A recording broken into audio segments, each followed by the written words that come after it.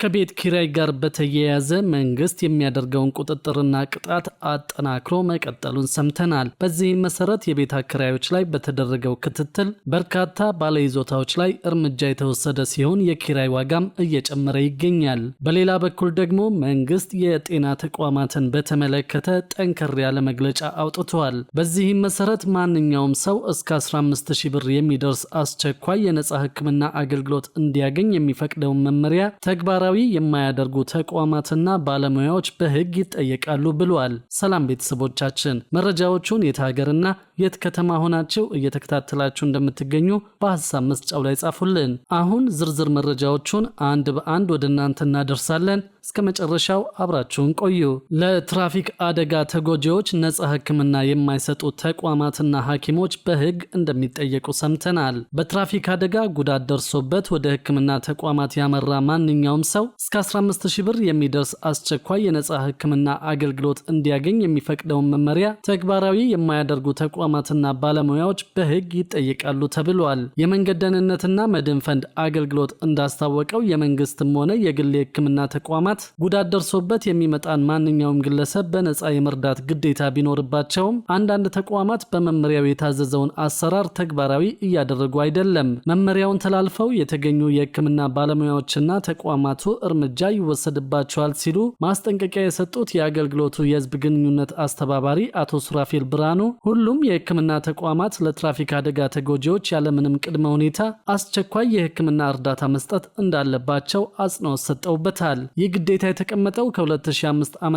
ጀምሮ እንደሆነ ያስታወሱት አስተባባሪው በወቅቱ የወጣው ተቋማቱ እስከ 2000 ብር የሚደርስ ሕክምና በነጻ እንዲሰጡ የሚያዘው መመሪያ ተሻሽሎ ወደ 15000 ብር ማደጉን ተናግረዋል። አስተባባሪው አቶ ሱራፌል ምንም እንኳን ስልጠናና መመሪያ በተደጋጋሚ ቢሰጥም ጥቂት የማይባሉ የጤና ተቋማት ግን ህጉን አናውቀውም በሚል ምክንያት አገልግሎቱን ከመስጠት መቆጠባቸው ለቅጣት ይዳርጋቸዋል ሲሉ አስጠንቅቀዋል። ተመሳሳይ ጥፋት የተገኘባቸው ህግን የማያከብሩ ተቋማትን በወጡ ደንብና መመሪያዎች መሰረት ተጠያቂ ለማድረግም ለህግ አስከባሪ አካላት ስልጠና እንደሚሰጥ አብራርተዋል። የጤና ተቋማት ለነጻ አስቸኳይ ህክምና ያወጡት ወጪ ተመላሽ እንደሚደረግ ያስረዱት አቶ ሱራፌል ፈንዱ ይህንን ነጻ አስቸኳይ ህክምና ለማስፈጸም የሚያስችል ገንዘብ የሚያሰባስበው ከራሱ መዋጮ በተጨማሪ ከኢንሹራንስ ኩባንያዎች እንደሆነ ገልጸዋል። የተሰበሰበው ገንዘብ ከጤና ሚኒስቴር ጋር በመተባበር ለተጎጂዎች ድጋፍ ይውላል ተብሏል። በሌላ በኩል ደግሞ ከቤት ኪራይ ጋር በተያያዘ መንግስት የሚያደርገውን ቁጥጥርና ቅጣት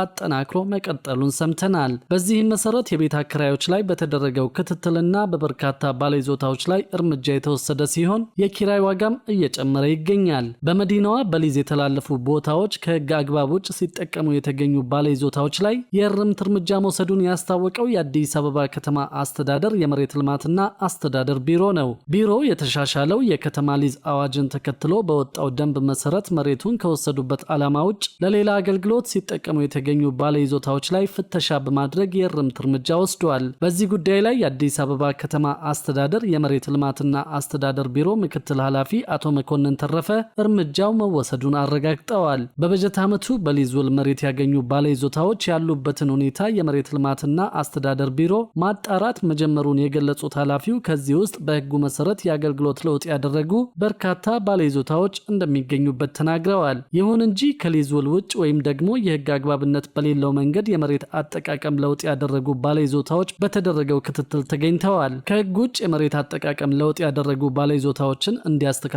ድጋፍ የተደረገላቸው ሲሆን አገልግሎት መቀየር የፈለጉትን ደግሞ በህጉ መሰረት እንዲቀይሩ ተደርገዋል። በክትትሉ የተገኙ ውጤቶች በርካታ መሆናቸውን አስረድተው ከተገኙት ውጤቶች መካከል የአሰራር ስርዓትን ማስፈንና ፍትሐዊነትን ማረጋገጥ እንደሚገኙበት ተናግረዋል።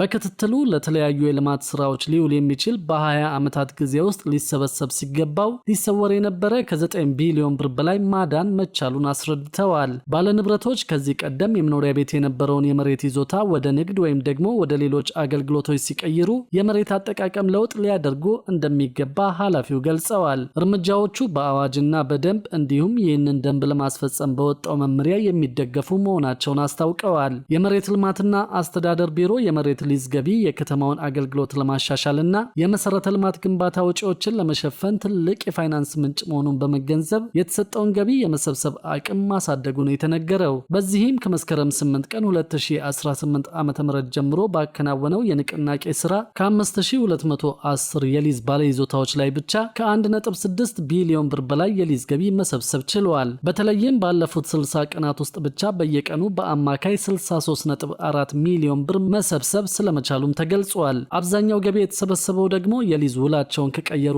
አከራዮች መሆኑን ነው የተመለከትነው መረጃ የሚያሳየው። ቢሮ የሊዝ ገቢና የግንባታ ክትትልን አስመልክቶ ከስትራቴጂክ አመራሮች ከቅርንጫፍ ጽህፈት ቤት ኃላፊዎችና ከዘርፉ ዳይሬክተሮች ጋር ባደረገው ውይይት የሊዝ ገቢ መሰብሰብ ለመሰረተ ልማት ግንባታ የገንዘብ ምንጭ ከመሆን ባሻገር ፍትሐዊ የሀብት ክፍፍልን ለመደገፍና የህዝብ ተጠቃሚነትን ለማረጋገጥ እንደሚረዳ ተገልጿል። የሊዝ ክፍያ ግዴታዎች መሬት ለታለመለት ዓላማ ብቻ እንዲውል በማድረግ የመሬት አጠቃቀምን ለመቆጣጠር ያስችላልም ነው የተባለው። በአዲስ አበባ ከተማ አስተዳደር የመሬት ልማትና አስተዳደር ቢሮ የመሬት ዝግጅትና ማስተላለፍ ዘርፍ የመልካም አስተዳደር ችግሮችን ሙሉ ለሙሉ ለመፍታትና ለህብረተሰቡ ቅሬታ ምላሽ ለመስጠት በሚያስችል ልዩ የማስፈጸሚያ እቅድ ላይ ውይይት አድርጓል። የመሬት ዝግጅትና ማስተላለፍ ዘርፍ ምክትል ቢሮ ኃላፊ አቶ መኮንን ተረፈ ቢሮ የከተማዋን የመሬት አስተዳደር ስራዎች ለማሻሻል የተለያዩ ተግባራትን እያከናወነ መሆኑን ገልጸዋል።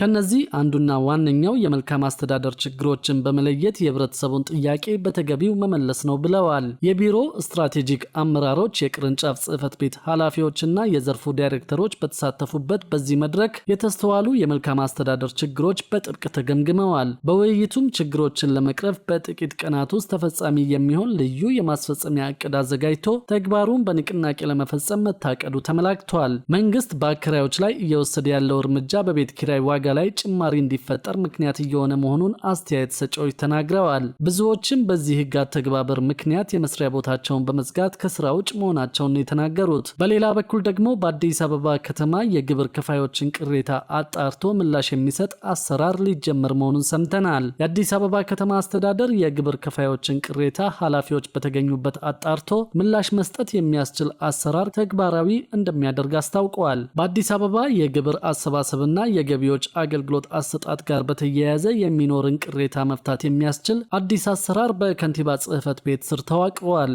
አሰራሩ በአስተዳደሩ የገቢዎች ቢሮ ስር በተዘረጋው የቅሬታ አፈታት ስርዓት ያረኩ ግብር ከፋዮች ቅሬታቸውን የሚያቀርቡበት ነው። በዚህ መሰረትም ከገቢ አሰባሰብ፣ ከሰራተኞች ስነ ምግባርና አገልግሎት አሰጣጥ ጋር የሚነሱ ቅሬታዎች ዘወትር ሐሙስ ኃላፊዎች በተገኙበት የሚደመጡና ተጣርተው ምላሽ የሚሰጥባቸው ይሆናል። የተዘረጋው አሰራር ለከንቲባ ጽህፈት ቤት በሚስጥር ጥቆማ ከሚሰጥበት ነፃ የጥሪ ማዕከል 9977 እና የሚስጥር ሳጥን በተጨማሪ ቅሬታዎችን በአካል ለበላይ አመራር ማቅረብ የሚያስችል መሆኑን የተገለጸው አሰራሩ ከፊታችን ሐሙስ ጀምሮ ወደ ተግባር እንደሚገባ የከተማ አስተዳደሩ የኮሚኒኬሽን ቢሮ የላከልን መረጃ ያመለክታል።